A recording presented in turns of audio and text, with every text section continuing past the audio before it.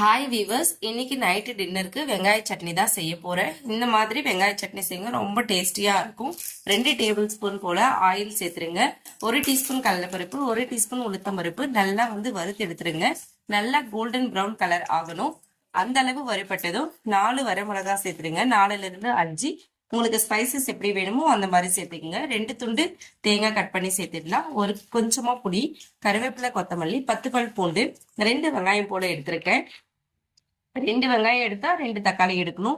ரெண்டுமே ஈக்குவலா இருக்கணும். அப்பதான் இந்த சட்னி ரொம்ப டேஸ்டியா இருக்கும்.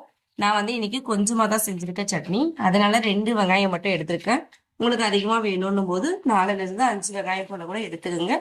அதே அளவு தக்காளியும் சேர்த்துருங்க. சேர்த்து நல்லா வதக்கி விட்டுருங்க. கல்லுப்பு சேர்த்து வதக்கி விடுங்க. கல்லுப்பு சேர்த்து வதக்கும் போது சீக்கிரமா அந்த வெங்காயம் தக்காளி எல்லாம் நல்லா வதங்கி வரும். ஃபைனலா கொஞ்சம் சூடு ஆறுனதுக்கு அப்புறமா மிக்ஸி ஜார்ல போட்டு ஃபைன் பேஸ்டா அரைச்சி எடுத்தா இந்த வெங்காய சட்னி ரெடி ஆயிடும். இந்த மாதிரி பருப்பட்டதும் நீங்க அரைச்சிடலாம். இந்த காம்பினேஷன் தோசைக்கு ரொம்ப சூப்பரா இருக்கும். நான் இன்னைக்கு தண்ணி எதுவுமே சேர்க்கல, ரொம்ப திக்கா தான் நான் இன்னைக்கு அரைச்சி எடுத்திருக்கேன். உங்களுக்கு வேணும்னா கொஞ்சமா தண்ணி சேர்த்துக்குங்க. எந்த கன்சிஸ்டன்சிக்கு வேணுமோ அந்த அளவு தண்ணி சேர்த்துருங்க. ரொம்ப டேஸ்டியா இருக்கும் இந்த சட்னி. தோசைக்கு மட்டும் இல்ல, சாப்பாடோட சேர்த்து பிசைஞ்சு சாப்பிடும் போது ரொம்ப நல்லாவே இருக்கும். இதே மாதிரி நீங்களும் ட்ரை பண்ணி பாருங்க. Thank you viewers.